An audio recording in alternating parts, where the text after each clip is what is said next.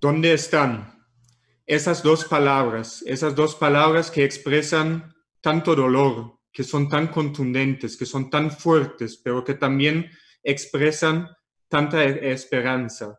Eso es el tema que hoy nos convoca, que hoy nos reúne en ese espacio virtual por la situación tanto acá en Colombia como en otros países de América Latina, como también en Alemania.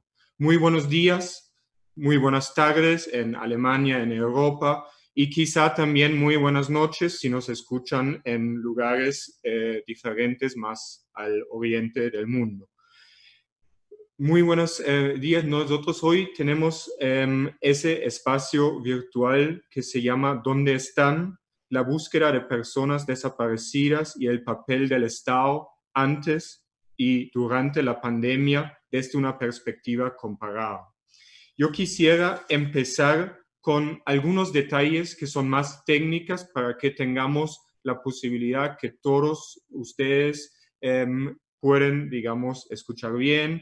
Si tienen algún problema, hay en la pantalla que ven abajo, en la parte derecha, un botoncito, creo que de color rojo, que es soporte técnico. Allí pueden enviar sus preguntas, sus dudas, para que el equipo les pueda apoyar con eso.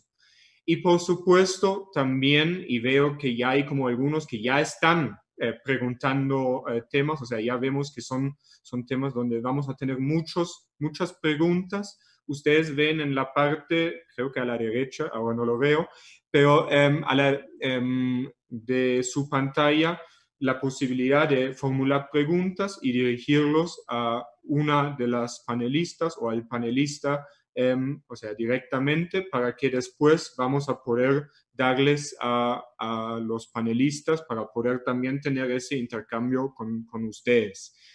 Supongo que van a llegar muchísimas preguntas y ya desde el inicio les pido, digamos, la comprensión que no vamos a tener la posibilidad de ponerlos todos, pero sí tenemos acá, digamos, todas las preguntas y por supuesto los vamos a compartir también con las panelistas y el panelista. También quisiera recordar que ese espacio, ese evento, lo estamos grabando y se va a colgar en el YouTube del Instituto Capaz y quizá también en otros espacios virtuales para que ustedes lo puedan compartir con otras personas interesadas que por X o Y razón en ese momento no pueden estar o si quieren después con más calma escuchar nuevamente. También quisiera empezar ya agradeciendo, porque como ustedes ven abajo, como ustedes quizás saben, ese es un evento que tiene como muchas organizaciones que estamos convocando y que estamos trabajando conjuntamente en ese tema tan importante. Está el equipo de Brot für die Welt o Pan para el Mundo en español, del Centro de Estudios Avanzados Latinoamericanos, el CALAS, con sede en Guadalajara, México.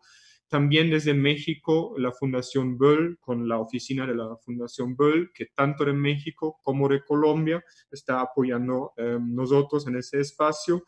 Y también Colco, la Organización de Derechos Humanos que trabaja entre Alemania y Colombia, y también el Instituto Colombo-Alemán para la Paz, el Instituto Capaz. Eso, digamos, somos nosotros que estamos convocando, pero lo que es mucho más importante aún son los panelistas y las panelistas. Y creo que podemos decir que tenemos un espacio, unos panelistas de lujo. No voy a extenderme mucho en presentar las hojas de vida, porque si no, entonces yo estaría hablando hasta casi el fin del evento. Entonces, lo hago muy brevemente para poder entrar en discusión. Está con nosotros Carla Quintana, que está en México, es la comisionada de la Comisión Nacional de Búsqueda de Personas Desaparecidas de México y desde hoy muy temprano está en diferentes entrevistas hablando sobre un informe que se publicó ayer.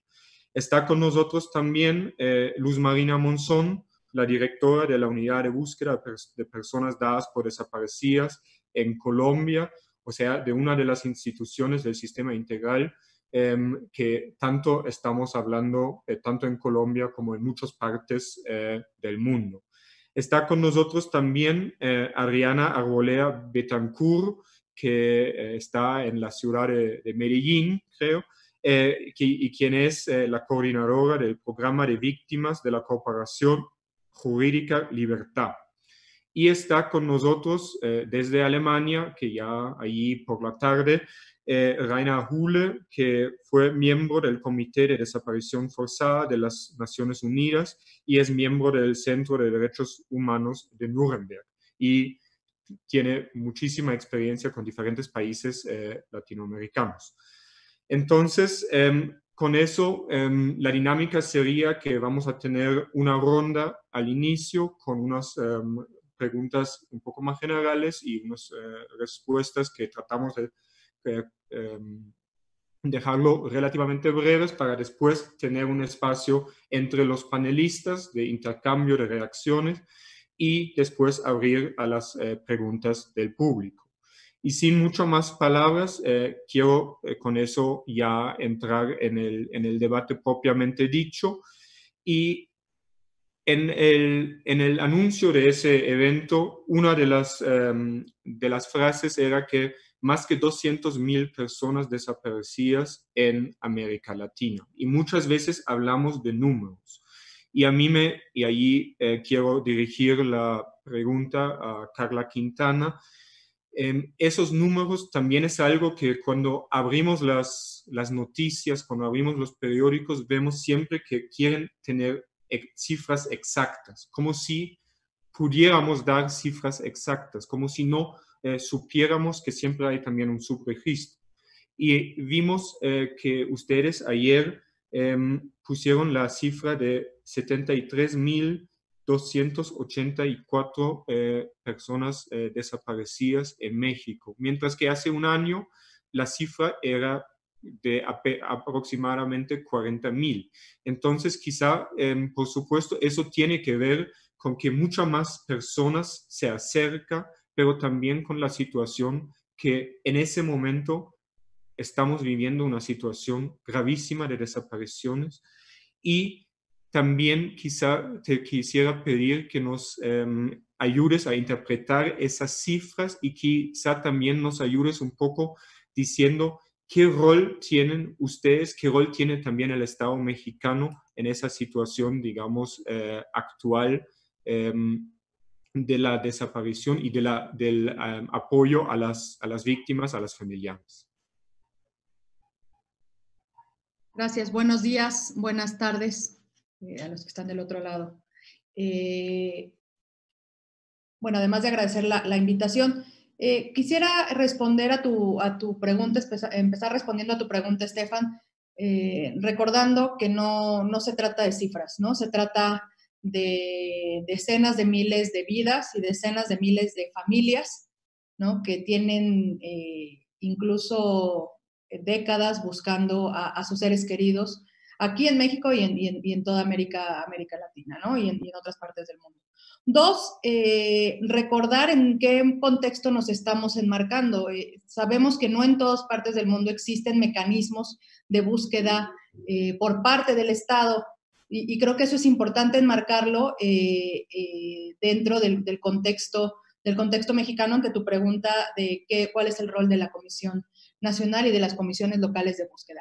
En tercer punto, lo que comentas que se presentó ayer es la versión pública sobre sí las cifras de personas desaparecidas en México, y en esta versión pública que puede ser se puede acceder desde cualquier parte del mundo, pues se puede ver en tiempo real cómo se está reportando la desaparición, la no localización. En México hay la distinción entre la desaparición y la no localización, y también la localización con vida y sin ella, ¿no? El día de ayer había 73.201 personas desaparecidas a las 12 del día.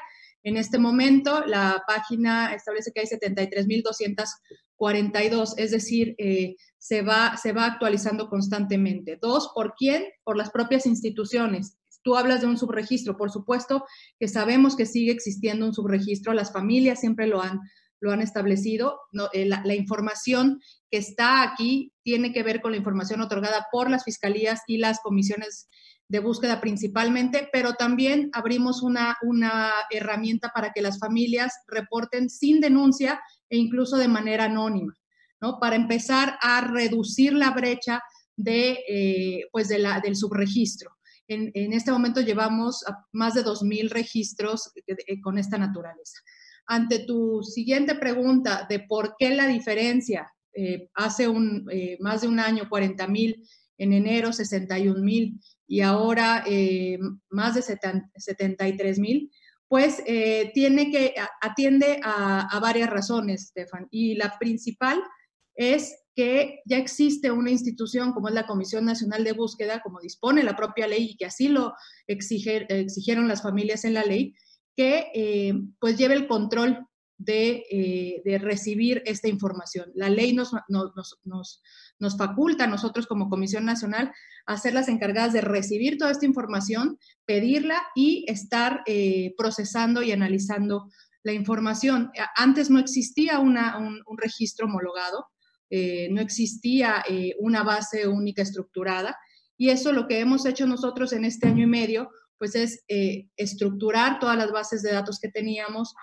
hacer una base única que además no solo tenga una lista de nombres, sino por supuesto que tenga información que nos sirva para la búsqueda y la construcción de políticas públicas y entendimiento de lo que está sucediendo en el país, ¿no? Entonces, esta diferencia entre enero y la cifra que estamos dando, vimos el día de ayer y que acabo de referir, pues claramente se visualiza como actualización de la propia, de las propias fuentes, ¿no? Las propias fiscalías siguen actualizando y se actualiza desde de la actualidad hacia atrás, ¿no? Claramente se refleja un aumento también en la cifra histórica, y aquí sí quiero decir y ser muy, muy contundente en que más del 97% de esta cifra es del 2007, perdón, a la fecha. Un porcentaje importante pues corresponde a la mal llamada guerra sucia, ¿no? En los años 60, 70 y principios de los 80. Pero más de un 97% es del 2007 a la fecha. Y para ir terminando nada más esta primera intervención, sí es de resaltar, bueno, claramente es una cifra del horror, ¿no? Que tiene, por supuesto, mucha narrativa de dolor detrás, y refleja esta información que es única en su tipo en términos de acceso a la información a todos, a cualquier persona. Evidentemente las familias tienen acceso a su información, ¿no? Esto es lo que puede ver el público en general. Lo que refleja es que en México se está desapareciendo a la juventud, ¿no? Se está desapareciendo a la población joven, adolescentes y adultos jóvenes, pues varía entre hombres y mujeres, pero es muy importante decir que son adolescentes y jóvenes y adultos jóvenes los que están siendo desaparecidos. En conclusión, se están construyendo herramientas desde el mecanismo de búsqueda que tiene el Estado mexicano, que es el Sistema Nacional de Búsqueda, la Comisión Nacional de Búsqueda, para pues crear esta infraestructura que permita tener mejores condiciones para buscar a las personas desaparecidas. Son pasos que se tienen que ir dando pues para ir embonando pues las mejores prácticas, no solo para buscarles, porque la siguiente pregunta es, son 73,000, más de 73,200 personas desaparecidas, de lo cual también tenemos que decir que la gran mayoría de eso son investigaciones abiertas. Podría yo decir que el 99% son investigaciones abiertas. La siguiente pregunta que nos tenemos que hacer, por supuesto, es ¿cómo las buscamos? Uno, ¿no? Primero, saber quiénes son, a quiénes estamos buscando. 2, que esa información tenerla para poder hacer acciones de búsqueda más efectivas. Y 3, una pregunta muy importante es, ¿qué está pasando con el tema de justicia? ¿No? En términos de verdad y de justicia. Este es solo un paso para seguir caminando hacia allá. Ahí dejaría esta primera intervención para escuchar a mis colegas. Sí, muchísimas gracias. Hay como una pregunta ya del público que te quisiera dar directamente. Si por favor podrías dar la página web donde está esa información. Perdón, el micrófono, ya. La página es versión pública RNPDNO, el Registro Nacional de Personas Desaparecidas y luego no, la palabra no, y no localizadas, ¿no? La voy a poner aquí para ver si la pueden copiar también en la página web para que quede por escrito, te la copio en el chat de aquí y si me hacen favor de pasarla. Buenísimo. Muchísimas gracias, Carla, por esa primera intervención. Y como en nuestro evento hoy también quiere dar una perspectiva un poco comparada, ahora quisiera ir desde México a Colombia preguntándole a Luz Marina Monzón sobre, en primer lugar, algo que también señaló Carla Quintana sobre un poco quiénes son. O sea, cuáles son las características de las personas desaparecidas, pero quizá antes de eso, que nos hables un poco sobre la importancia que tiene la unidad de búsquedas de personas dadas por desaparecidas, en el contexto de lo que estamos hablando mucho en Colombia, pero también en otras partes, del proceso de paz y de ese sistema integral, y allí quizá también cómo ustedes ven su rol en ese sistema integral. Y la otra pregunta que también nos puedes dar un poco unas ideas sobre quiénes son las personas desaparecidas.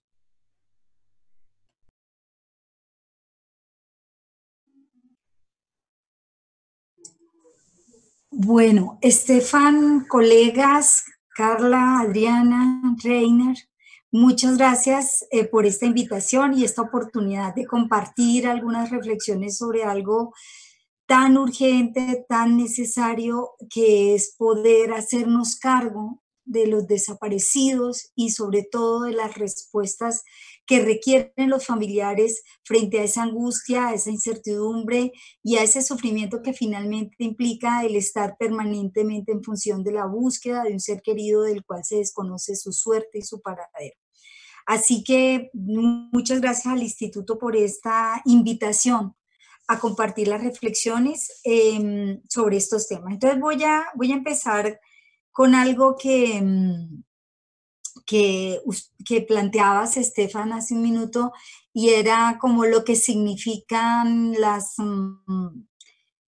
búsqueda de los desaparecidos, ¿no?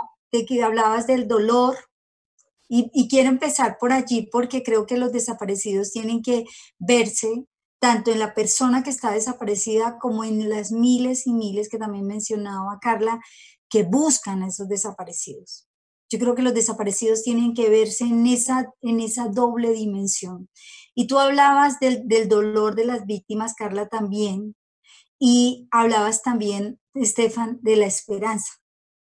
Hoy alguien me compartió un mensajito que quiero compartirlos, una persona que sabe que es buscar por años y décadas a un ser querido. Decía, la esperanza no es lo mismo que el optimismo. La esperanza no es la convicción de que algo saldrá bien, sino la certeza de que algo tiene sentido independientemente de cómo resulte. Y me parece muy interesante el mensaje, porque es eso, es que esto tenga sentido, de que la búsqueda tenga sentido. Y yo creo que la unidad es eso. Es un mecanismo para que la búsqueda tenga sentido y para que ese dolor, esa lucha y esa permanente reclamación de respuestas tenga sentido a través de mecanismos que realmente acompañen, asesoren y fortalezcan a quienes buscan a sus seres queridos y requieren de respuestas. Y fíjense que estoy hablando de respuestas, porque yo creo que la búsqueda implica distinto tipo de respuestas, que hagan sentido de que estamos dando caminos, pasos para la búsqueda de los seres queridos, sentir que está pasando algo. Entonces, ¿quiénes son los desaparecidos? Yo creo que en Colombia uno puede pensar, yo no sé, Adriana de pronto ahorita va a poder ampliar un poco más esta caracterización. Yo me voy a hacer va a dar algunos elementos de esta caracterización y esa es parte de la tarea que tiene que hacer la unidad.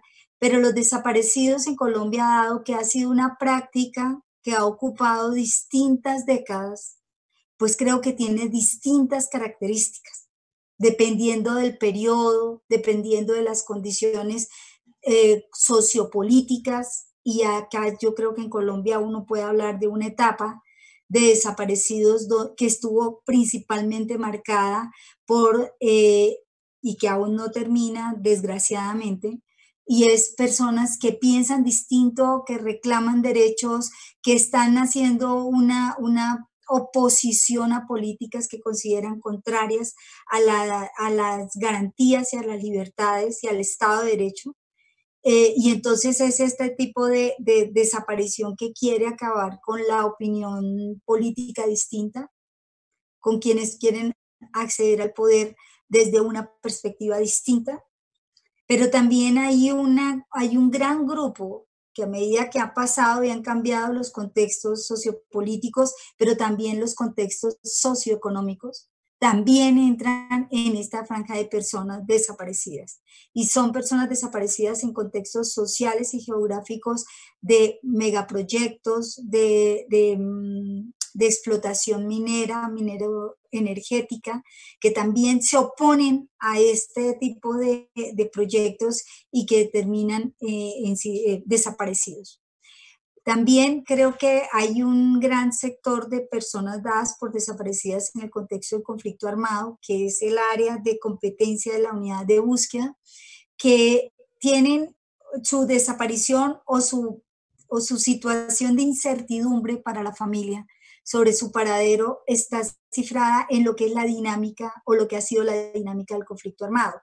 Entonces, personas que fueron secuestradas por grupos guerrilleros, pero no solamente por ellos, sino por otros también, que pidieron un rescate, que la familia tuvo cierta noticia en un principio, pero que luego de haber pagado el rescate o al no haberlo pagado, no volvieron a saber de sus seres queridos. Entonces, esta es un grupo de personas que están dadas por desaparecidas, pero también están los chicos, los jóvenes, las chicas, las jóvenes que fueron reclutadas por los grupos armados y que la familia nunca más volvió a saber de ellos y que desgraciadamente hoy en día está pasando también.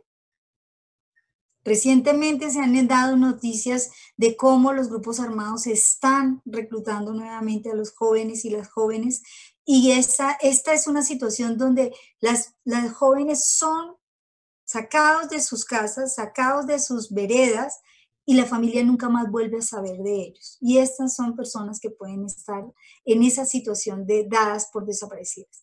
Y finalmente, al menos en lo que está la unidad en este momento focalizando su mirada para la búsqueda de los desaparecidos, están quienes participaron en las hostilidades.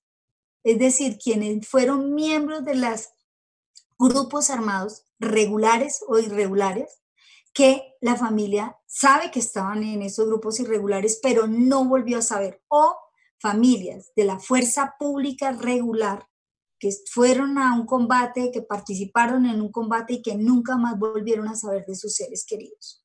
Entonces, estas son como las circunstancias a partir de las cuales la unidad está haciendo la búsqueda. ¿Quiénes son los desaparecidos? Pues son una multiplicidad de personas que hacen parte de esta sociedad, como trabajadores, líderes sociales, defensoras y defensores de derechos humanos, campesinas y campesinos en distintos territorios y zonas rurales de este país, jóvenes, tanto mujeres como hombres, incluso niños que han estado en esta situación, personas mayores, abuelos, que fueron secuestrados y que la familia nunca más volvió a saber de ellos. Es decir, es una múltiple, son personas que comparten muchas de las características de los que estamos acá y que han sido objeto y han sido víctimas de desaparición en este país. Hay un gran grueso de líderes sociales, sindicales, trabajadores y trabajadoras por los derechos humanos en este país que son quienes están dados por desaparecidos. ¿Cuál es la importancia de la existencia de la unidad de búsqueda en el sistema integral? Ahí yo quiero mencionar algo que la semana pasada tenía oportunidad de mencionarlo, y es la justicia transicional como modelo ofrecido por el derecho internacional para hacer los tránsitos entre una guerra y una normalidad o un tránsito democrático que se ha roto en algunos contextos del mundo. Han ofrecido principalmente hasta este momento una salida de un tribunal penal que se encarga de hacer que se rindan cuentas en términos de los máximos responsables y respecto a los crímenes más graves, o de una comisión de la verdad que da cuenta de qué fue lo que pasó y cómo se tiene que conocer la verdad para que no se repita y se generen o mecanismos de justicia penal o mecanismos de no repetición, políticas de transformación que ayuden a los estados a hacer ese tránsito. ¿Cuál es la particularidad de la unidad en ese marco de modelo de justicia transicional en el mundo? Es que por primera vez en un acuerdo de paz se incluye un mecanismo exclusivamente dedicado a la búsqueda de los desaparecidos, de manera separada a la Comisión de la Verdad, de manera separada al proceso judicial penal. Y esto implica distintas cosas. Uno, un avance, me parece a mí, en términos de comprender la necesidad de una respuesta integral a la satisfacción de los derechos de las víctimas, porque finalmente los conflictos armados dejan una serie de violaciones a derechos humanos y de falta de garantías y necesidades de respuestas que es muy amplia. Luego el sistema integral, y acá paso a lo segundo, y es este modelo de justicia transicional en Colombia, y es que busca una respuesta integral que complemente las respuestas judiciales, extrajudiciales y humanitarias para la satisfacción del derecho a las víctimas. Y la unidad tiene esa característica, extrajudicialidad y humanitaria. Entonces creo que es muy importante el que haya un mecanismo que se haga cargo de ese sufrimiento, pero también de esa necesidad humanitaria de dar respuestas. Pues Marina, quizá ahí quisiera ver si podemos también dar la palabra a Adriana y sí. Un poco pensando en ese rol que tienen las organizaciones de víctimas. Por supuesto.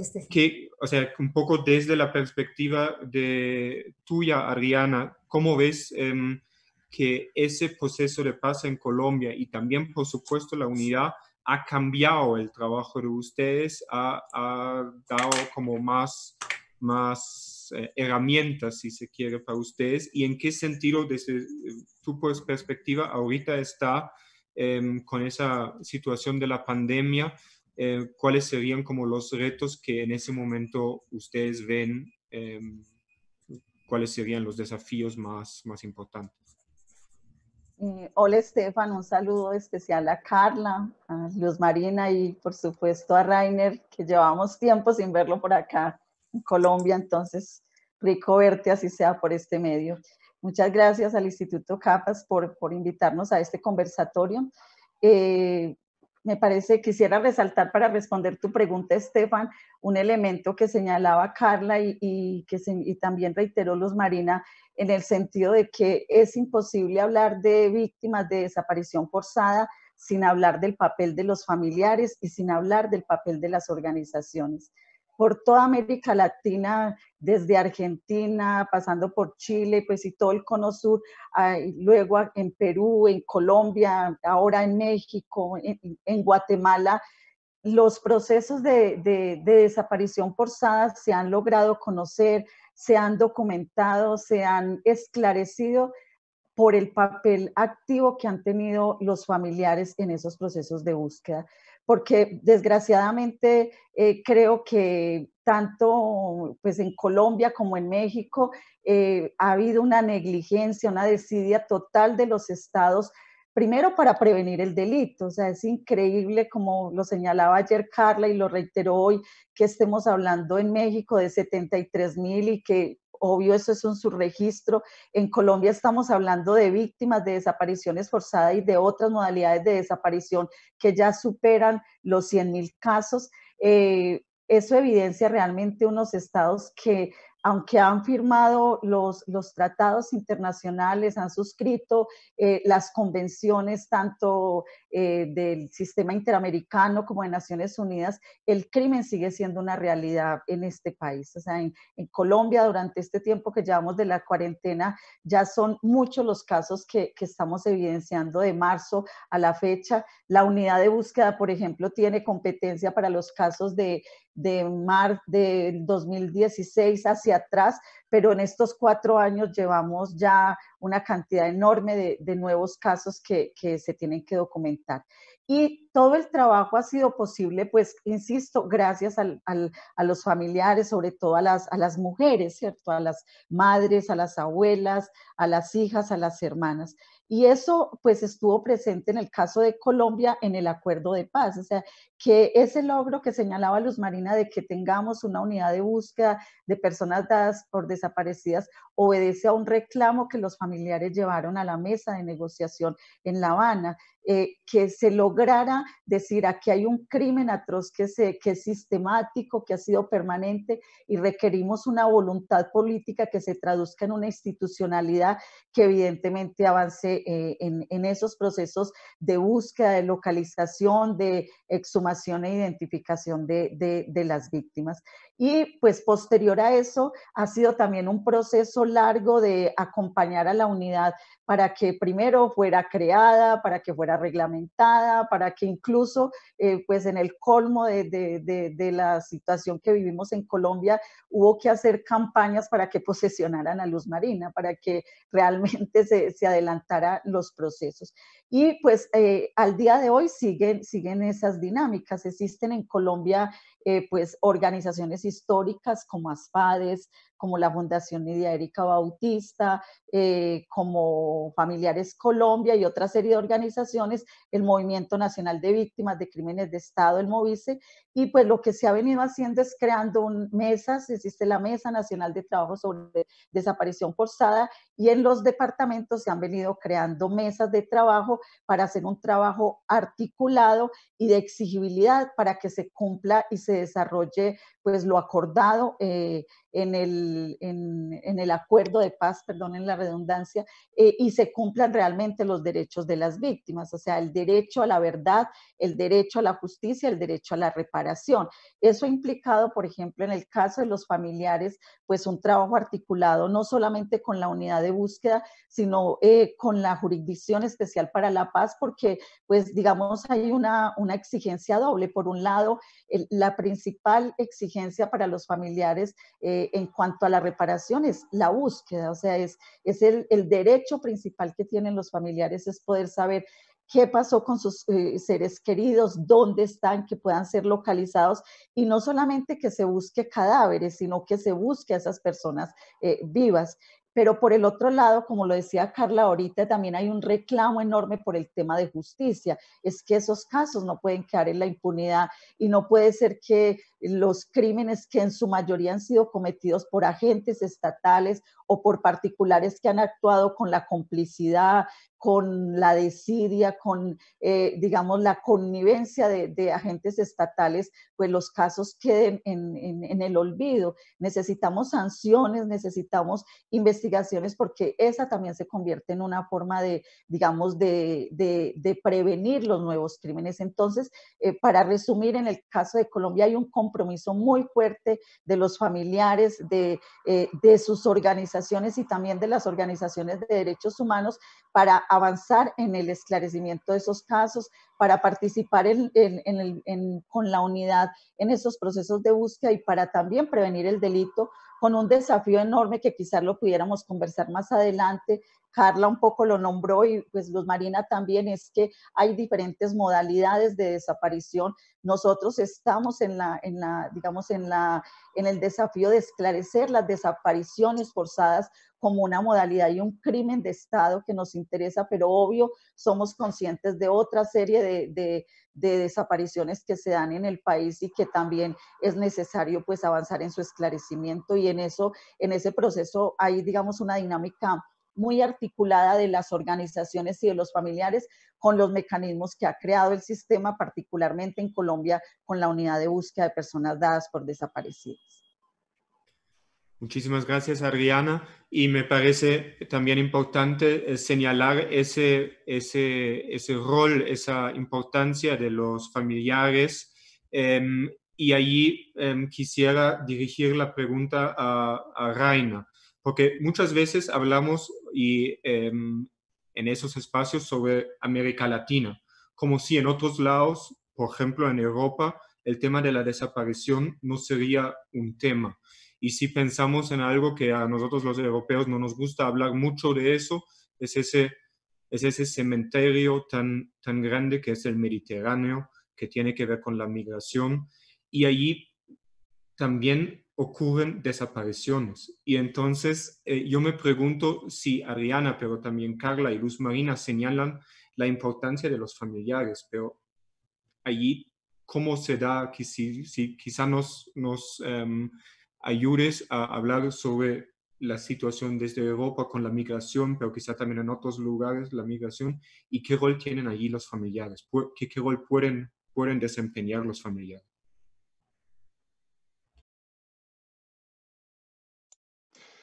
Muchas gracias, Stefan, y un cordial saludo a mis colegas en ese distinguido panel, a Luz Marina, Adriana y Carla. Y realmente creo que sería importante que yo desde el otro lado del océano aporte tal vez una perspectiva un poco diferente, aunque hay coincidencias con la latinoamericana. Y justamente si yo miro a Europa, el principal complejo en el cual lamentamos desapariciones de personas de manera masiva es el drama de la migración o de los refugiados, según el término y según la constelación de las cosas.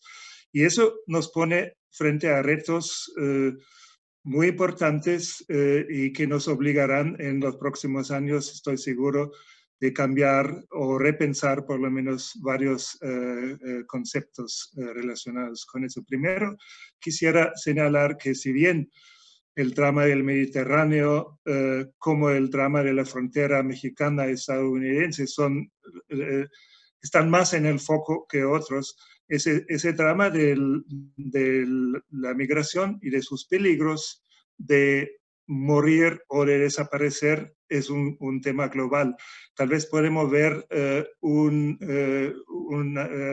grabado que yo he preparado en la pantalla para darnos una idea de la globalización realmente del drama migratorio.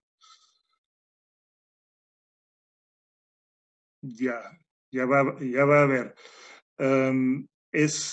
Tiene varios focos muy fuertes que son el desierto seco y el desierto líquido en América y en Europa. ¿No aparece la imagen? No.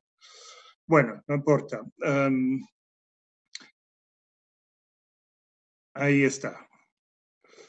En ese cuadro de la Organización Internacional de la Migración pueden ver los focos solamente de lo que va de este año en el mundo. Son claramente Centro y Norteamérica, el norte de África con el Mediterráneo y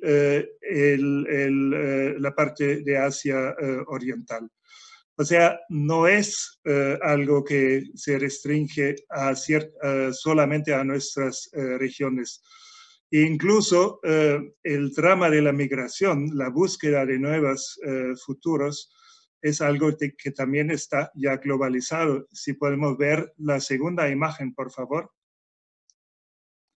exactamente. Aquí vemos la ruta que se ha reconstruido de un joven que salió de Nepal, que es el número 1, se fue a la India, de la India a Tailandia, de Tailandia viajando por Moscú y Madrid a São Paulo en Brasil, y en la próxima, en el próximo slide, podemos ver que de São Paulo buscó ya por tierra, viajando por Bolivia, Perú, Ecuador, Colombia, los diferentes países centroamericanos hacia México, hasta buscar su destino en Estados Unidos.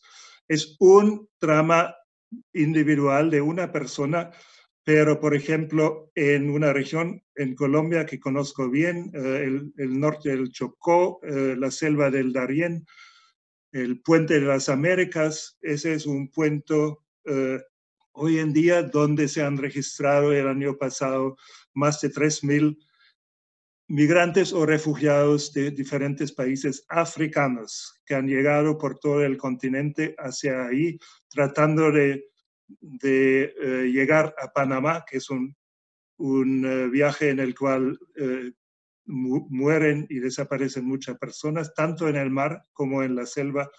Solo para darnos una imagen que estamos hablando de una nueva modalidad de dramas personales y también de desapariciones que ya está globalizándose. El problema con este nuevo tipo de desaparición en situación de migración es que nos complica los conceptos. Primero, se confunden en estas situaciones las tradicionales ideas de desaparición forzada y de refugiado político, por un lado, y de migrantes y otros tipos de muerte o desapariciones que no son directamente de autoría de un Estado, por otro lado.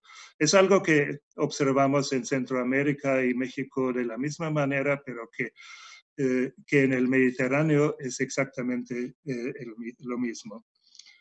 Entonces, ante esta situación, la respuesta, y ahora estoy concentrándome realmente en la situación entre Europa y el norte de África y el Mediano Oriente, las respuestas políticas siguen usando las estrechas fórmulas del derecho de asilo, que es un derecho diseñado mundial para los refugiados políticos, o sea, por una persecución normalmente individual, política, y esa es la única entrada que dejan abierta para todo tipo de personas que buscan escaparse hacia Europa. Lo que obliga a esas personas de presentarse como refugiados políticos cuando muchas veces son refugiados de la miseria, del cambio climático, de persecuciones sociales, etcétera, que no están reconocidos en ese derecho tradicional de los refugiados políticos. Y eso crea muchos problemas para ellos, por supuesto, pero también para los estados. Se agregan otros problemas internos en Europa que tal vez podemos tocar más tarde si fuera necesario. Pero lo importante es lo que también mencionaron Adriana y Luz Marina, especialmente el rol de los familiares.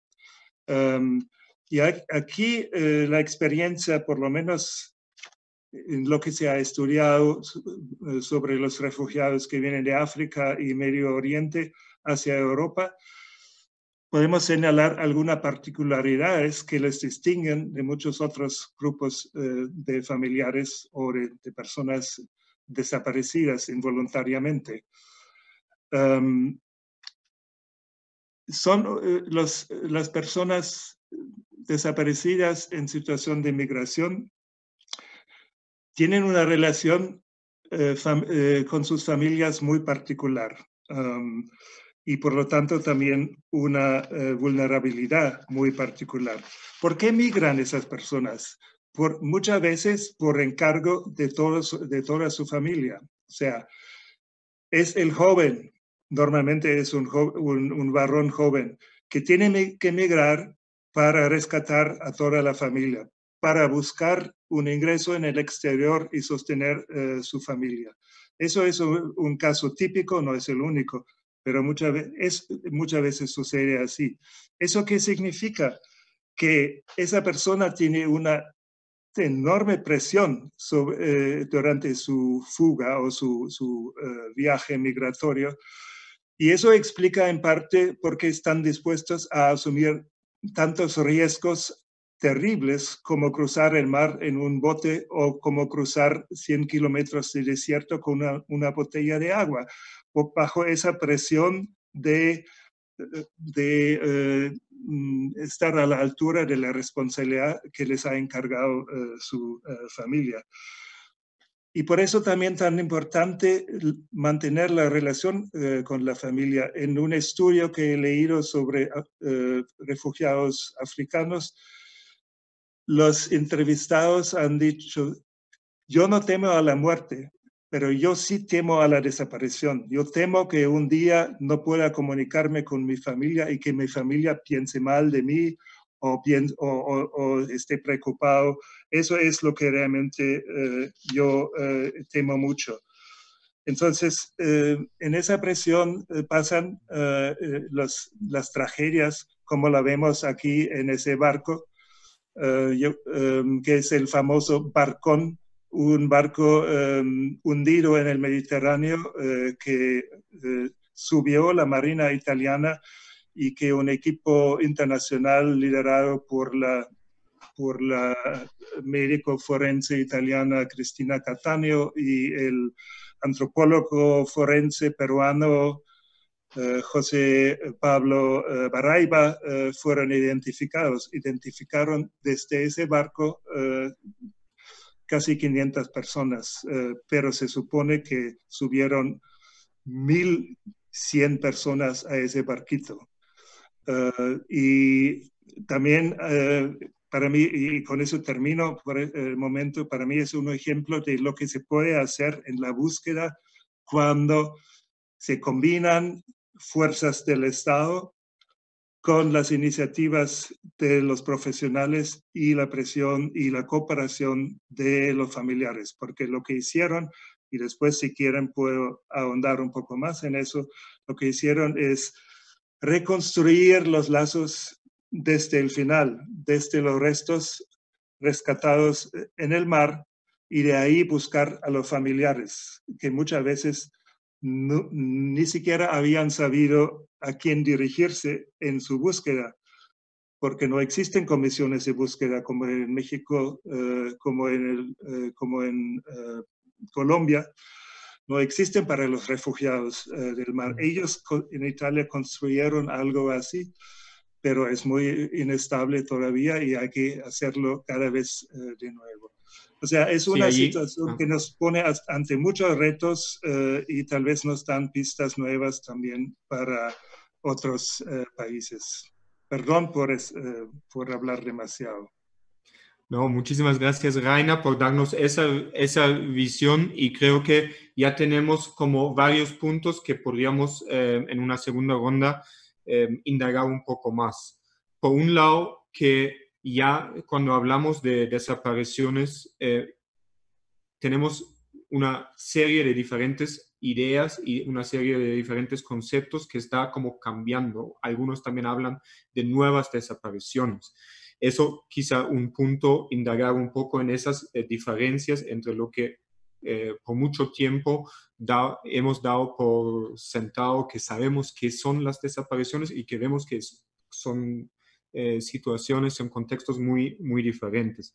En segundo lugar, el punto del Estado y la relación entre el Estado y las víctimas, que sabemos que muchas veces no es para nada fácil. Son temas, o sea, ¿en qué sentido cuando, por ejemplo, por un lado, el Estado es o puede ser uno de los responsables y al mismo tiempo también las organizaciones de víctimas, las familiares, tienen que acercarse a ese Estado, pero también, por supuesto, en la situación particular particular de Europa y de otras partes donde no hay esas comisiones. Y sí, quizá también pensar en la parte de las migraciones, de situaciones como, y allí quisiera primero dar la posibilidad de reaccionar a Carla, en México, donde creo que también en muchas otras partes, pero lo que yo conozco un poco, lo que yo he entendido de México es que ahí también el crimen organizado está uno de los actores muy fuertes en las desapariciones. Hay situaciones de trata, hay situaciones de, casi uno podría hablar de situaciones de esclavitud por parte de los grupos criminales. Sí, quizá también puedes vincular esas ideas, o sea, qué significan, qué tipo de desapariciones tenemos desde, o sea, conceptual con esa situación, y quizá también con la situación entre Estado y organizaciones de víctimas. Sí, efectivamente en México, y por la lucha de las familias de personas desaparecidas, la definición de persona desaparecida es toda aquella que esté ausente y que se le presuma víctima de un delito. ¿Cuál delito? No dice. Puede ser cualquiera, puede ser desaparición forzada, puede ser desaparición por particulares, secuestro, trata de personas, ¿no? Trata sexual, trata laboral, incluso feminicidio, homicidio. No sabemos la razón por la cual la persona está desaparecida, pero se presume que es por causa de un delito. Incluso si, aun cuando no haya presunción de delito, después de 3 días, por el contexto mexicano, se considera a la persona como desaparecida, ¿no? Ya como si fuera, se considera que existe un delito y se tiene que abrir una carpeta de investigación. Esto, por supuesto, nos abre un universo enorme en relación con las estrategias de búsqueda y los contextos en que se dan estas desapariciones. Por supuesto, como tú decías, existe una grave situación de incidencia de la delincuencia organizada a lo largo y ancho del país. Hay otras desapariciones llevadas a cabo también por agentes, exclusivamente por agentes estatales. También tenemos información de desapariciones llevadas a cabo en connivencia, ¿no? Con lo cual claramente desde el punto de vista jurídico es una desaparición forzada, ¿no? Por acción o por omisión. Y pues esto nos abre un universo muy, muy grande en cuanto a la búsqueda de las personas desaparecidas. Esto, y aquí quiero retomar lo que dijeron mis colegas previamente, no podríamos estar hablando de la búsqueda desde el Estado sin el impulso, por supuesto, que han dado las familias, ¿no? Tú hablabas de la relación entre el Estado y las familias. Bueno, pues son personas que llevan décadas en muchas partes de América Latina exigiendo al Estado, y cuando, por lo menos en un primer momento, en Sudamérica y también aquí en México, era claro que eran desapariciones forzadas, ¿no? Y después pues se fue ampliando el espectro de lo que es una persona desaparecida. Lo que sucede en nuestra región, y creo que muy particularmente en Colombia, El Salvador, Perú, México, es pues que existen estos mecanismos de búsqueda impulsados por las familias. Esto hay que decirlo muy claro, fuerte y claro, que es un impulso de las familias. Y también hay que poner en la mesa de discusión, en Colombia es muy claro que la unidad de búsqueda que preside Luz Marina pues está en un marco de justicia transicional, ¿no? Está en un marco político de esa naturaleza. También el mandato de las comisiones, por ejemplo, de Perú o de El Salvador, tienen un mandato restringido a los conflictos, a las épocas de los conflictos armados, cosa que no sucede en México. En México no tenemos, primero no está en un marco de justicia transicional. Existe una comisión nacional de búsqueda, existen las comisiones de búsqueda, sin que se hable de un contexto de justicia transicional. Esto es muy importante ponerlo en la mesa de discusión, porque implica que tengamos que hacer un diálogo distinto o desde otro lugar con las instituciones como por ejemplo son las de investigación, ¿no? No es lo mismo, digamos, el mandato que tiene la unidad de búsqueda en Colombia y sus facultades, incluso de investigación en El Salvador también, con la realidad jurídica y política en la que se inserta una comisión nacional o una comisión o comisiones estatales en México, ¿no? Con una legislación que, si bien es claro que las comisiones de búsqueda existen en contextos de justicia transicional, aquí no se dice que estamos en un contexto de justicia transicional, y eso tiene implicaciones jurídicas y políticas y prácticas y operativas para el mandato de búsqueda de las comisiones de búsqueda. Y aquí yo quisiera pues traer a la mesa de discusión nuevamente algo que hemos estado conversando entre mis colegas que dirigen los mecanismos de búsqueda de la región, y es pues el impulso de este derecho humano de toda persona a ser buscada, ¿no? Porque si uno ve a nivel internacional, es una discusión que ya he tenido también con Rainer, a nivel internacional, parecería una obviedad que existe, por lo menos a nivel nacional, no es tan claro que exista. Siempre se ha subsumido en el derecho a la investigación.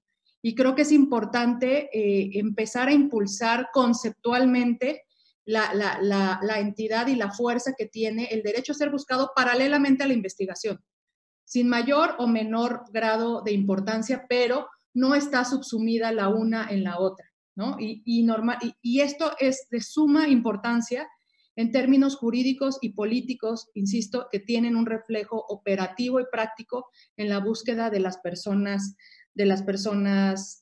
desaparecidas. Yo creo que con esto terminaría esta parte de la intervención.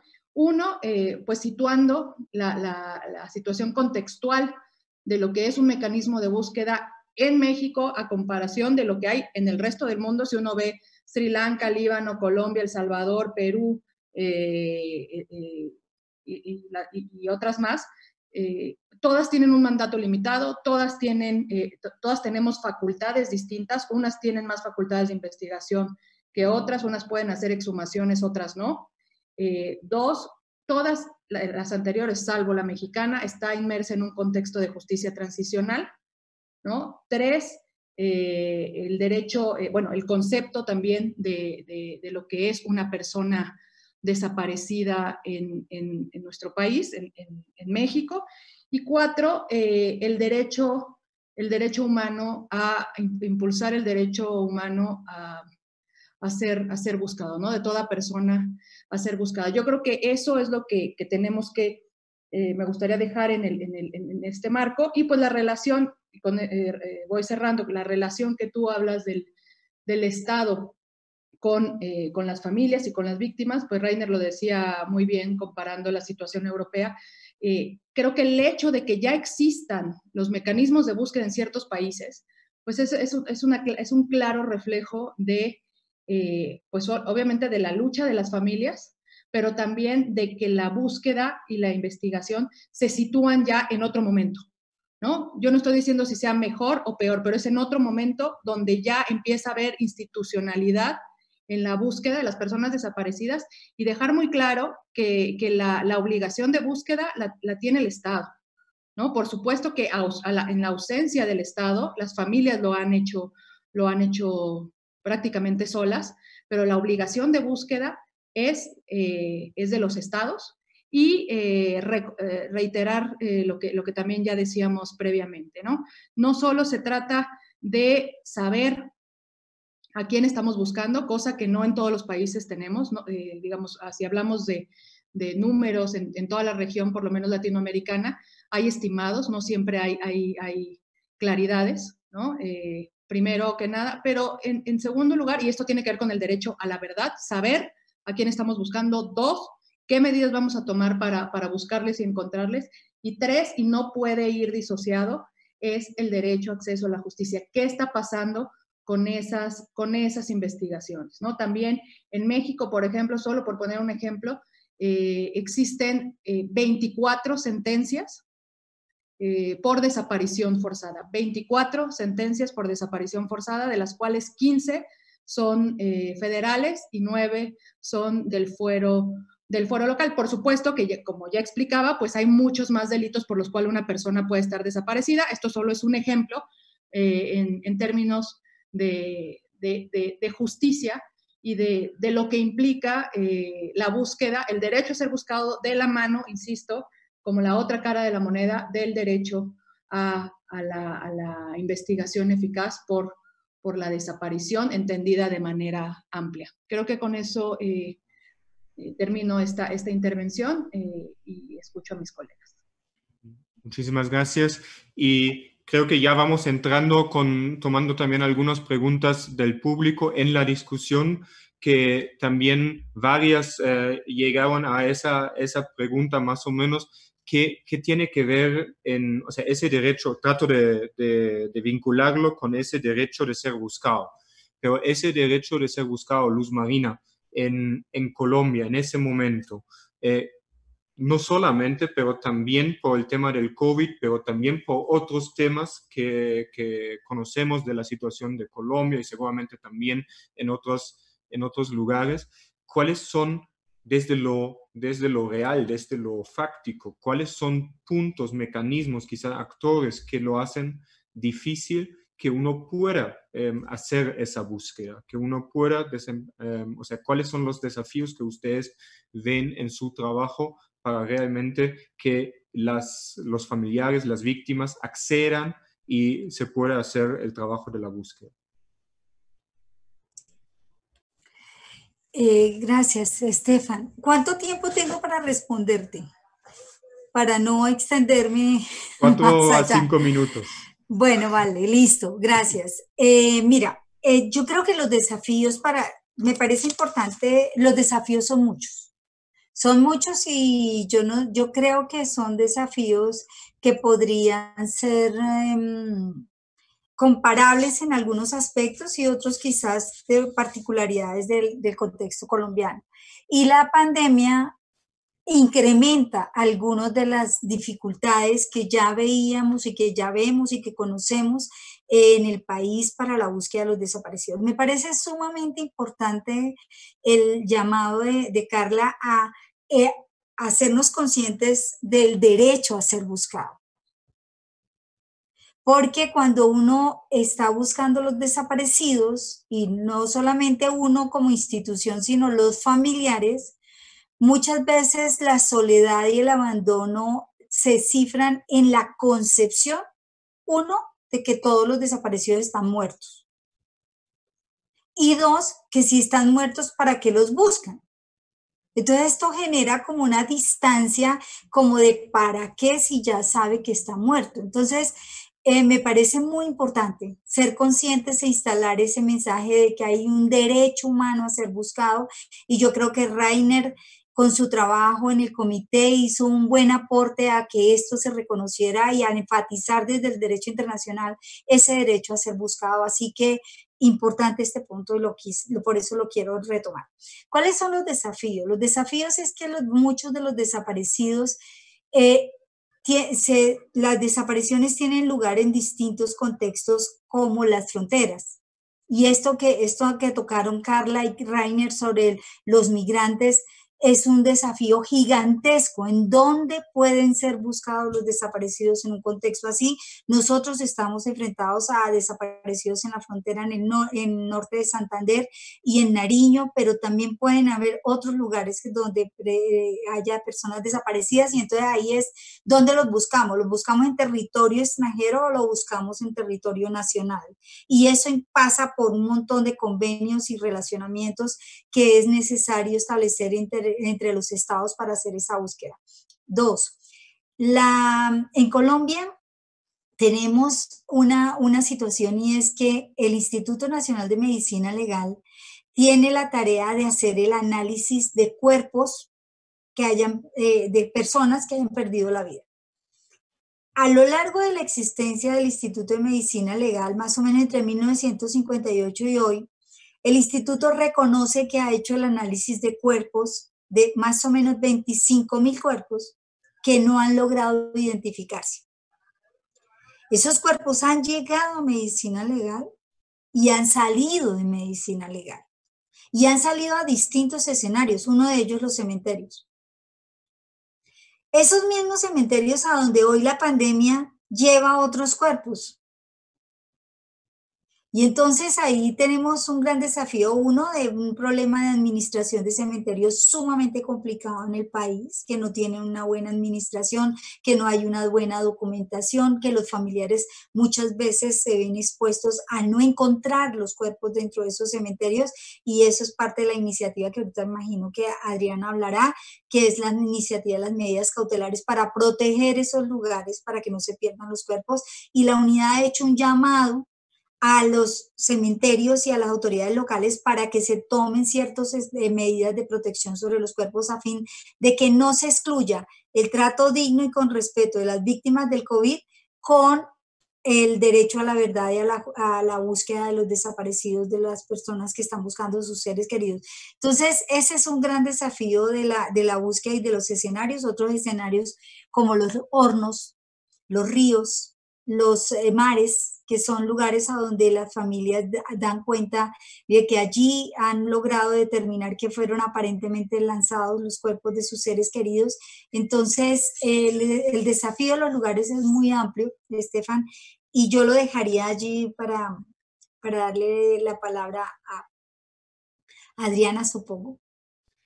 Sí, y gracias, Luz Marina. Y de hecho, ya sería como la pregunta a Adriana también, pensando sí a las medidas cautelares, pero también pensando sobre la situación. O sea, sabemos que un factor muy importante es la unidad, pero también hay articulación con otros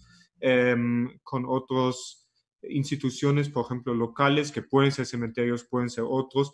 ¿Cómo es esa articulación y qué tipo de posibilidades, pero quizá también desafíos ven en esa coyuntura? Gracias, Estefan. Sí, pues la búsqueda de los desaparecidos conlleva enormes desafíos en distintos ámbitos. Uno de los primeros, y aquí en este conversatorio ya se ha señalado, es que necesitamos tener certeza de quiénes son los desaparecidos, y eso ha implicado una labor de trabajo de los familiares, pero también de las organizaciones de derechos humanos, por poder documentar al máximo estos hechos. Y ahí nos encontramos con muchas barreras, porque el crimen de por sí pues conlleva la impunidad absoluta. Y si nos remitimos, por ejemplo, al caso de los migrantes, ahí digamos que esas situaciones se vuelven muchísimo más complejas. Nosotros aquí el año pasado o a principio de este año, el 6CR sacó uno de los informes donde señala que más de 100 personas fueron desaparecidas entre el 2018 y 2019, y muchos de ellos son africanos, cubanos, digamos de otras regiones del continente o del mundo, que vienen a pasar por nuestras fronteras. Y ahí eso está ligado al crimen organizado. Entonces, por un lado, toda la complicidad y la impunidad de las autoridades estatales, principalmente del ejército y de la policía, ligado a estructuras criminales del narcotráfico, al paramilitarismo, que agudizan esa situación. Y ahí tenemos un desafío tremendo en el trabajo que venimos haciendo, que claro que implican articulaciones con los procesos locales. En este caso, por ejemplo, nosotros le hemos sugerido a la unidad de búsqueda en el plan nacional, Luz Marina lo sabe, hemos planteado que es muy importante generar unas redes de articulación en lo local, incluso también con los gobiernos vecinos y con administraciones municipales, con organizaciones sociales de la región que nos ayuden a esos procesos de documentación. En el plano ya propiamente del tema de la articulación con los mecanismos que se crearon en el marco de los acuerdos de paz, nosotros hemos ensayado pues ya experiencias que nos permiten articular sobre todo la Jurisdicción Especial para la Paz con la unidad. Y ahí hemos tenido discusiones profundas, porque estamos ante, por un lado, la Jurisdicción Especial para la Paz, un mecanismo judicial con la unidad de búsqueda, que es un mecanismo extrajudicial y humanitario, pues parece complejo, pero nosotros hemos señalado pues la importancia de que haya conversaciones entre estos dos mecanismos, además de mecanismos que ya existen. Obviamente, pues el Instituto Nacional de Medicina Legal, las administraciones municipales, que son las que tienen la tarea de administrar los cementerios. Luz Marina lo decía ahorita, un desafío enorme que tenemos en Colombia es que todos los crímenes se mezclan. Entonces, en el caso, por ejemplo, de las ejecuciones extrajudiciales en la modalidad de falsos positivos, como las llaman en Colombia, pues tenemos una serie de víctimas que fueron presentadas como muertos en combate, que fueron inhumadas en cementerios o incluso en bases militares o en sitios de campamento militar, que no aparecen sus cuerpos, que aparecen reportadas como asesinadas, pero sus familiares nunca los han encontrado. Y ahí por eso es muy importante también entonces cómo garantizar una articulación con la Fiscalía General de la Nación para documentar esos casos, o ahora que esos militares están siendo juzgados en la Jurisdicción Especial para la Paz, una exigencia concreta es que parte de su colaboración con la verdad, con el esclarecimiento de los crímenes, tiene que ser la información sobre qué pasó con las víctimas que fueron o ejecutadas o que fueron desaparecidas forzadamente, o los propios combatientes que murieron y que fueron, digamos, inhumados en algunos de los sitios de la fuerza pública o también incluso de la insurgencia. Entonces, ahí tenemos, digamos, unos desafíos enormes que implican, además, que se garantice una participación muy concreta de los familiares y de las organizaciones de víctimas y derechos humanos. El acuerdo prevé que la participación de las víctimas es transversal al impulso de todos los mecanismos, y ahí es fundamental que esa transversalidad de la participación no se reduzca a que se entregue información, sino, como lo hemos dicho, a que los familiares, a que las organizaciones participen eficazmente en el diseño de los planes de búsqueda, tanto en lo regional como en lo nacional. Y eso incluso también implica articulación con otras instituciones. Por eso lo que señalaba ahorita de la importancia de las mesas o de los procesos de articulación que hay en lo local. Por ejemplo, ahorita nosotros acá en Medellín le hemos planteado a la administración municipal la importancia de que con la unidad de búsqueda, que con la Jurisdicción Especial para la Paz, que ya otorgó unas medidas, bueno, que ya está trabajando unas medidas cautelares, podamos hacer un trabajo conjunto de cara a los cementerios que hay en esta ciudad y en el departamento. En Colombia tenemos alrededor de 1.200 municipios y en cada municipio suele haber más de 2 o 3 cementerios, y todos esos cementerios están llenos de personas no identificadas. Y ahorita, como decía Luz Marina, con este tema de la pandemia, pues nos encontramos ante esa realidad.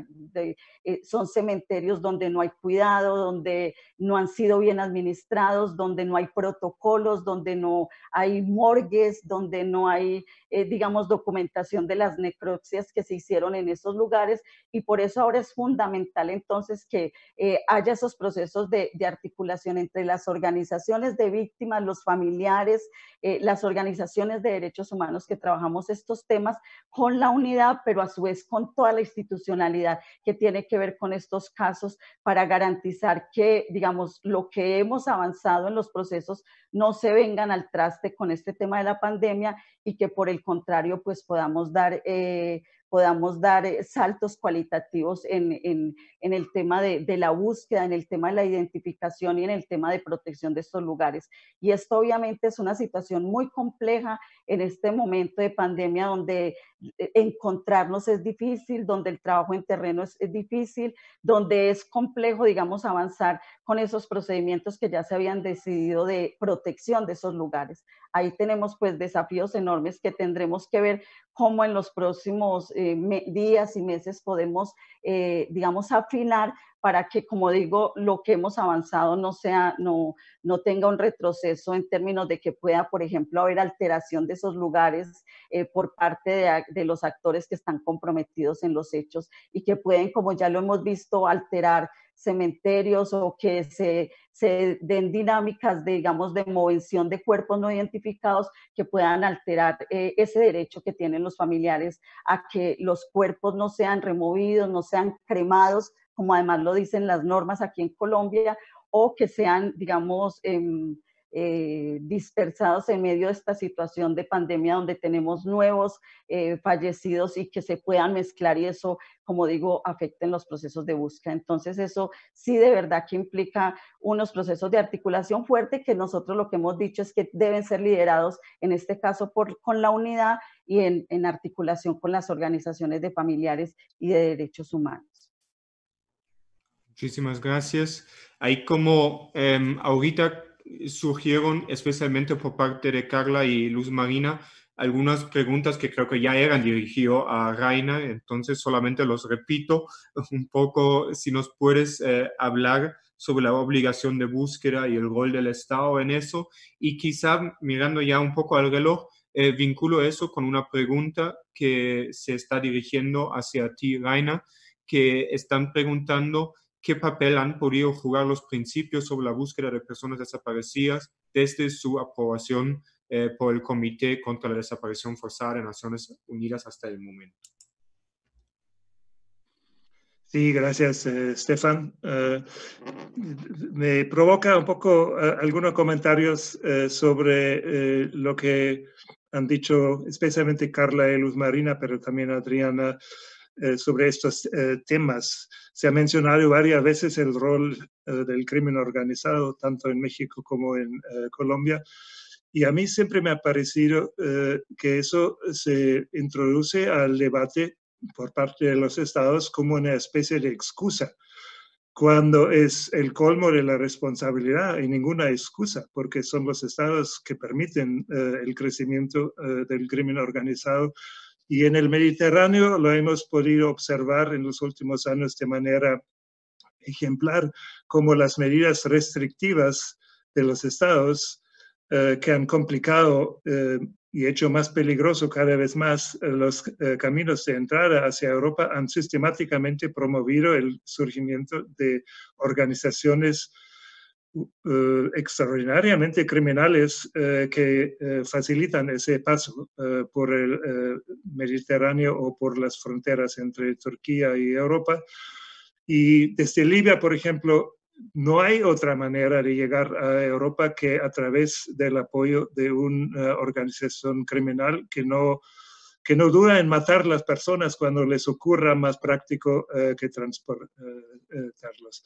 O sea, los estados no se pueden absolver por la presencia del crimen organizado. Lo otro es lo que pasa ahora en ese territorio entre el norte del Mediterráneo y el sur y el oriente, es que se diluyen y se pasan las responsabilidades. Se ha dicho, creo que fue Carla, que hay un derecho de ser buscado para cada persona y a eso corresponde una obligación para buscar.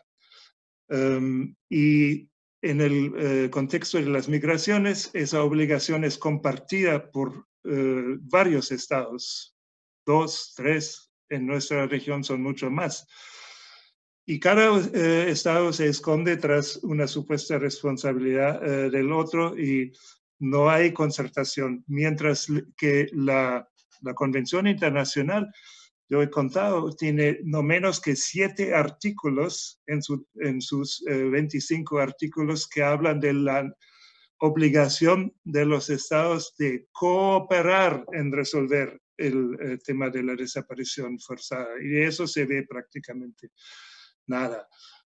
En cuanto a la búsqueda en sus aspectos materiales, el problema en la migración es claramente que muchas veces no tenemos idea de la responsabilidad directa de la desaparición de una persona. Puede haber muchos motivos, un desastre natural, como perderse en el mar o en el desierto, un crimen del crimen organizado, pero también en policía corrupto y otras personas, etcétera. Son muchos los motivos hasta que hay gente en momentos de migración que decide libremente cortar la comunicación por motivos personales, por la vergüenza de no poder responder a las expectativas, etc. Hay de todo. Eso no quita que tenemos un derecho a ser buscado y una obligación a buscar cuando se denuncia la desaparición de una persona. No podemos esperar de los estados que tengan un registro sobre todos los procesos de migración cuando muchas realmente están bajo la vista de los estados. Pero sí, cuando hay una denuncia, ahí se activa ese derecho a ser buscado. Y eso nos lleva a los principios, que hubo una pregunta del público. Para mí ha sido muy importante no solo que tengamos un capítulo aparte sobre el tema de los migrantes desaparecidos, sino también que en el primer principio tenemos muy claro el principio de la búsqueda con presunción de vida, como mis colegas panelistas también lo han resaltado. Y eso en el proceso de migración es aún más importante porque ahí las posibilidades son muy variadas. Y claro que muchas personas desaparecidas en proceso de inmigración en algún momento sí, yo creo que más que en otras circunstancias se encuentran con vida. Entonces hay que buscarlas con vida. Y me ha llamado mucho la atención que Cristina Cattaneo, que organizó el proceso de investigación de los cuerpos encontrados en el Gran Barco, ella misma ha dicho que cuando yo busco y reviso aquí los cuerpos de los muertos, al mismo tiempo estoy buscando a las personas con vida, porque en el camino de mi búsqueda pude encontrar 1000 pistas para ubicar a otras personas, para saber si estuvieron en ese barco o no, para saber si tuvieron comunicación con las personas hundidas en el mar, etc.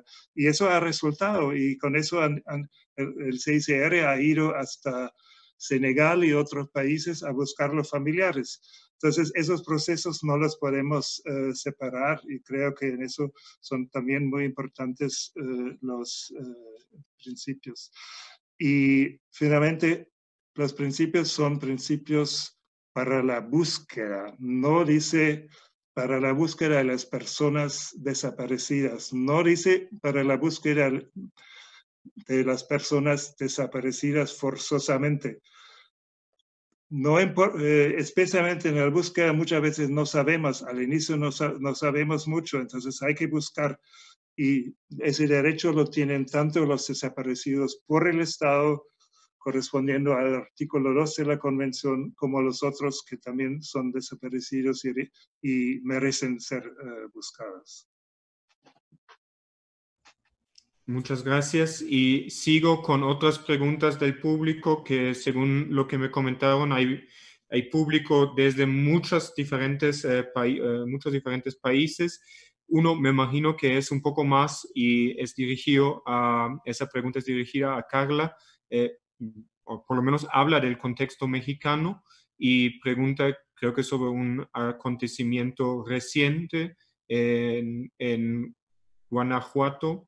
O sea, la pregunta es, ¿qué opinión le merece la agresión de parte de la policía de Guanajuato a familiares de víctimas porque ellas no estaban de acuerdo con el nombramiento del nuevo titular de la Comisión Estatal de Búsqueda?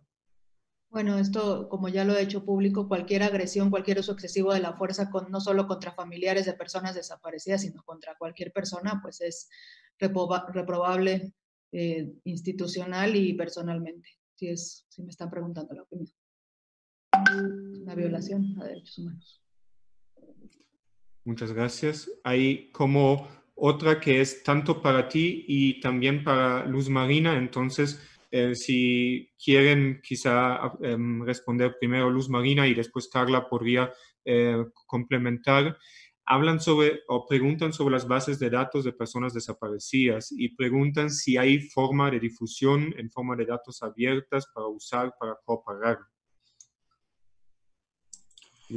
Gracias, Estefan. No, nosotros, como unidad de búsqueda, tenemos una base de datos en este momento, o más bien, más que bases de datos, un sistema de información de la unidad. Estamos justamente en este momento en el diseño de la herramienta de sistemas de información que nos permita cumplir con la tarea y sobre todo difundir. Entonces el futuro sí es de difusión, de que haya un acceso para el público, de que se sepa quiénes son los desaparecidos, a quienes está buscando la unidad y demás. Pero en este momento la unidad comunidad no tiene esa herramienta, la está diseñando. ¿Y en el caso mexicano? En el caso mexicano, Estefan, como establecía yo al principio de la presentación, lo que se publica el día de ayer es la información estadística, ¿no? que viene de la base de datos que hemos estado trabajando en este año y medio que llevamos en funciones, y que está conformada por las diferentes bases de datos que no estaban homologadas cuando nosotros llegamos, ¿no? Una pregunta, y creo que hacia allá va la pregunta y no le voy a dar la vuelta, una discusión que es muy válida y que está abierta aquí en México, es si además de esta versión pública con estadísticas, con números, se sube una base de datos en versión pública, ¿no? Que es la que alimenta esta página, ¿no? Digamos, la conversación que se tiene y que se tiene que tener de manera abierta, y creo que es sumamente interesante, aprovechando que está Rainer aquí con los principios 11, el principio número 11 de los principios rectores, ¿no? Sobre la protección de datos personales, es que de este registro se tiene que proteger, ¿no? Está los nombres, el sexo, la edad de este registro, y también atendiendo al contexto mexicano que ya hablábamos, al que yo me refería hace rato, que a diferencia de mis colegas en la región, tienen un mandato restringido. Nadie pondría en duda que el nombre de una persona desaparecida en las dictaduras del Cono Sur fuera pública por una cuestión de memoria. La pregunta que yo me haría en este momento es si el nombre de una persona desaparecida hoy en la mañana tendría que ser pública por razones incluso de seguridad. La ley es muy clara y dice que las familias tienen que dar su aprobación, ¿no? Su consentimiento para dar esta información. Esto, ahora que ya está la versión pública y que desde que estamos nosotros, pues se puede estar pidiendo esa autorización o no. La pregunta es, ¿qué hacemos cuando todavía no se pedían estas autorizaciones? ¿Qué hacemos con ese universo de información que tenemos con datos personales, ¿no? Evidentemente la pregunta tiene que ver con nombre, edad, sexo, datos personales, no con los otros, ¿no? Entonces, ese es el contexto de conversaciones que se tienen en este momento. Yo he dicho que no es una respuesta negativa, no se va a dar, tengamos la discusión desde de esta ponderación de, por supuesto, el acceso a la información, ¿no? De la máxima publicidad y también de la protección de la información de las personas desaparecidas y también de sus familias por un tema de seguridad, insisto, atendiendo al mandato, ¿no? Creo que tenemos que contextualizar en el propio mandato. Ya sabíamos, hablaba Adriana en un principio, ¿no? de un subregistro. Sabemos que hay un subregistro por miedo, ¿no? Sabemos que mucha gente no denuncia por miedo, porque ni siquiera las propias autoridades nos enteremos de que la persona está desaparecida, también por miedo a represalias. Entonces, creo que en este momento lo que tenemos que conversar con las instituciones de acceso a la información, con expertas y expertos en acceso a la información, es es este contexto mexicano y qué sí se debe hacer en una versión pública y qué no, atendiendo al derecho de las familias, ¿no?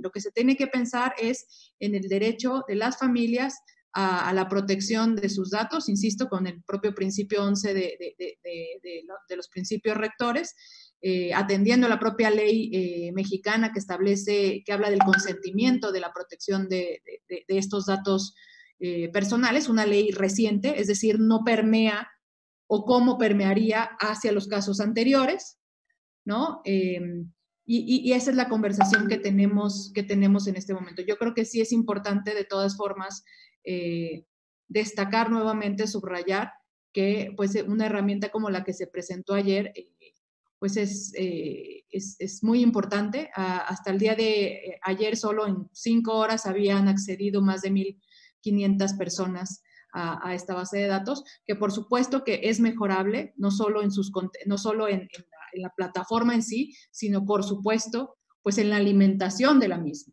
¿no? Lo importante es, tenemos la maquinaria, pero estamos en este momento llenando la información y hay instituciones que dan información y otras que no la dan, ¿no? Eso es una realidad en la que seguimos trabajando, pero ahí, y con eso terminaría, pues me regreso a tu pregunta inicial, Estefan, ¿no? ¿Por qué la diferencia de más de 11,000 en 6 meses? ¿Hay 11,000 desaparecidos en 6 meses? Según los reportes, no hay más 11,000, o sea, no, las desapariciones no sucedieron, o no todas, en esos 6 meses, sino que se están reportando para atrás, retroactivamente, estas 11,000 desapariciones. Y seguramente ya en este momento que estoy hablando con ustedes, ya hay 5 personas más reportadas como desaparecidas, ¿no? Solo en el transcurso de esto, y esto se puede ir viendo. Creo que hay que reconocer esto como un paso importante, y que por supuesto tiene que seguirse construyendo, y la discusión en cuanto a la base, en cuanto al registro de datos abiertos, pues es una discusión que claro que tenemos que tener, que claro que tenemos que hacer desde el punto de vista internacional y nacional, con las legislaciones nacionales y el parámetro internacional, y sobre todo atendiendo al derecho de las familias, ¿no? Y de las personas desaparecidas, que son pues quienes son las portadoras de este derecho, teniéndolas a ellas en el centro. Y con esto subrayo otra vez, las familias sí tienen acceso a la información de su persona desaparecida. Estamos hablando de qué se hace público, ¿no? Y qué no en cuanto a la información. Las familias sí van a tienen, por supuesto, nadie pone en duda el derecho a tener la información sobre su persona reportada como desaparecida. Eso no está en duda. La pregunta es sobre la publicidad de cierta información y pues los matices que podría haber, tomando en contexto pues la realidad mexicana y el mandato tan amplio de lo que es una persona desaparecida y los tiempos, insisto, ¿no? Evidentemente una persona desaparecida en 1965 es, digamos, la protección podría, es una hipótesis, ser distinta a una persona desaparecida el día de hoy, y esa es la discusión que tenemos que tener, y que pues desde la Comisión Nacional estamos muy abiertos a tenerla, siempre impulsando el principio de máxima publicidad, pero teniendo en el centro a las familias y al derecho de ellas, a la decisión de ellas de qué información se da y cuál no. Muchísimas gracias. Eso quisiera dar también la pregunta a Adriana sobre el tema de la protección de datos, cómo es desde su punto de vista, y vinculándolo con una de las preguntas, como ya vamos a tener que cerrar, una pregunta del público que preguntan muy específicamente en tiempo de la pandemia qué va a pasar con los desaparecidos de la escombrera. Uh-huh. Bueno, nosotros hemos señalado en el tema del manejo de la información de los desaparecidos que debía haber el máximo de publicidad. Eso, como señala Carla, es una discusión profunda que que se está dando, pero la postura que hemos tenido desde las organizaciones de víctimas y derechos humanos es que debe haber el máximo de publicidad y que no debe aplicarse un principio de confidencialidad ni de reserva, porque lo que hemos señalado es que la publicidad también se tiene que convertir en un aliado para la búsqueda. Yo estoy de acuerdo con que debe haber una conversación con los familiares, porque hay algunos que están señalando que no quieren esa publicidad, y pues en los casos recientes se tiene que respetar ese criterio de los familiares a que se haga o no pública la información. Eso creo que es un derecho esencial de las familias, si no quieren por cualquier razón, sobre todo por razones de seguridad, que se conozca su caso. Creo que todas las autoridades están llamadas, y nosotras también, las organizaciones, estamos llamadas a respetar ese criterio. Sin embargo, nosotros creemos que un elemento importante es que se puedan dar a conocer los nombres, que se pueda dar a conocer la información, de tal forma que la sociedad toda se comprometa con los procesos de búsqueda.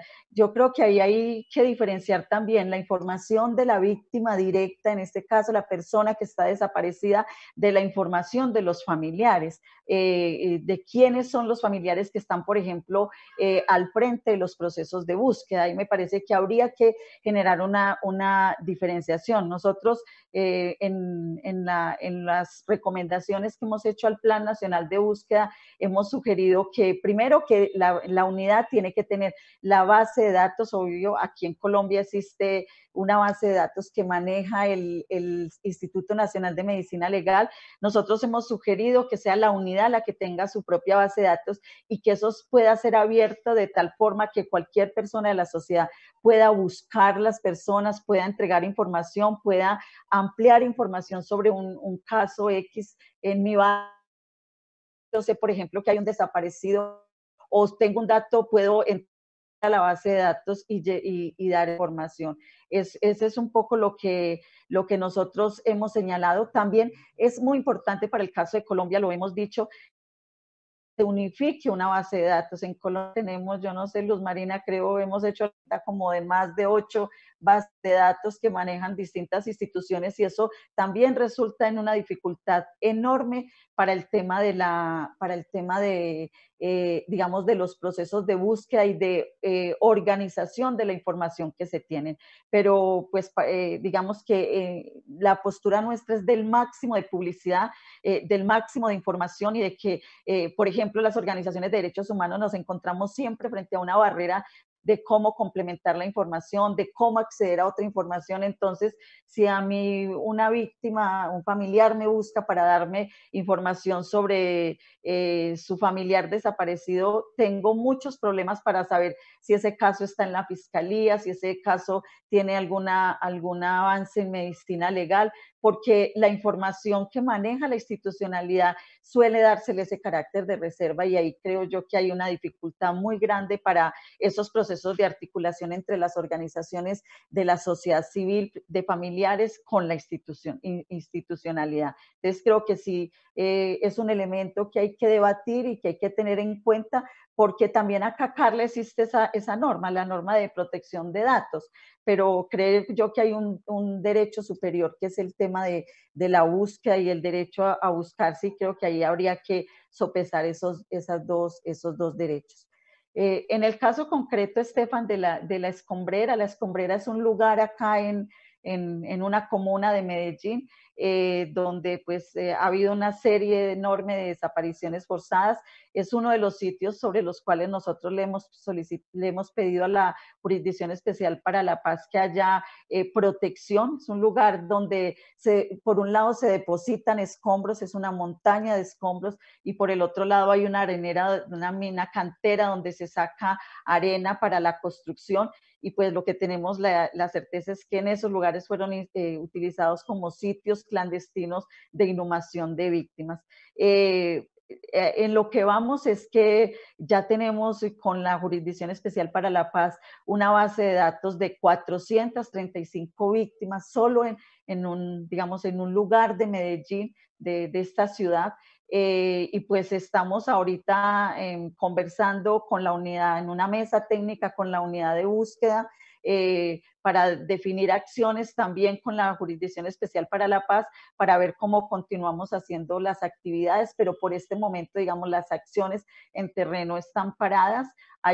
Esto ha generado mucha angustia y mucha afectación psicosocial en los familiares que sienten que digamos un poco no se está dando respuesta a su situación a sus expectativas de búsqueda, y estamos pues por ahora en ese proceso de acompañamiento a los familiares que han visto pues como el proceso de búsqueda de alguna manera está frustrado, está parado, pero pues yo tendría que decirle a los familiares que sí seguimos haciendo un trabajo, como lo digo, con la unidad de búsqueda tenemos una mesa donde estamos discutiendo distintas acciones, no solamente para la Comuna 3 de Medellín, sino para otros lugares del departamento.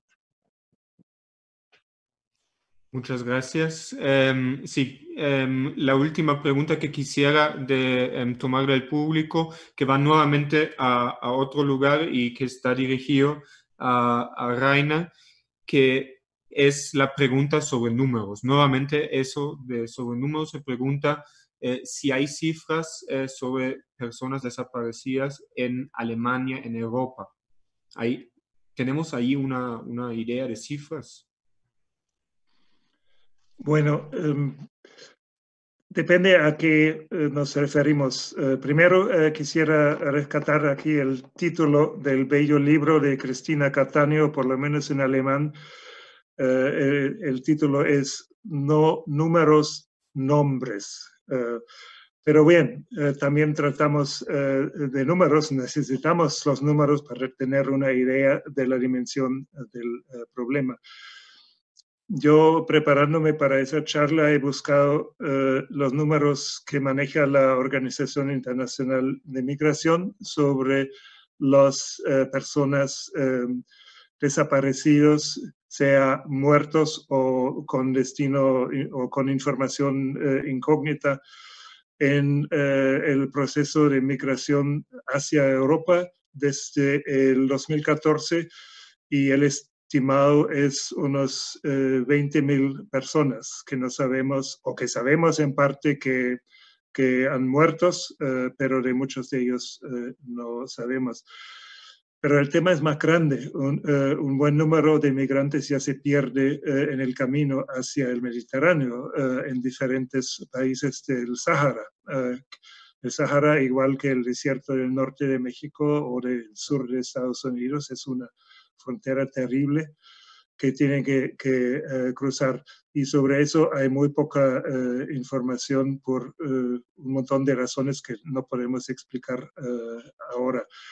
Si la pregunta se refiere directamente a personas desaparecidas forzosamente en Alemania, espero que no sean ninguna, con excepción de los pocos casos que sabemos de los famosos vuelos de rendición de prisioneros de la CIA hace algunos años durante la guerra del Irak y de Afganistán. Pero sí tenemos personas desaparecidas por diferentes razones, y yo he acompañado una familia que perdió su hija de 17 años por un crimen en la autopista de Alemania, y lo que hizo la policía para buscar, o mejor dicho, no buscar a esa persona, me ha recordado tan espantosamente a lo que había visto en México y otros países del continente, que podemos decir que también de esos principios de búsqueda las autoridades en nuestros países pueden aprender un montón. Gracias. Muchísimas gracias, Raina. Muchísimas gracias a Adriana. Muchísimas gracias a Carla. Y muchísimas gracias a Luz Marina por sus intervenciones, por su disposición de estar en ese evento, donde creo que hemos tratado muchos temas, como creo que también, como casi era de esperar, tenemos todavía mucho más que hablar. Quisiera retomar algunos temas que hemos hablado.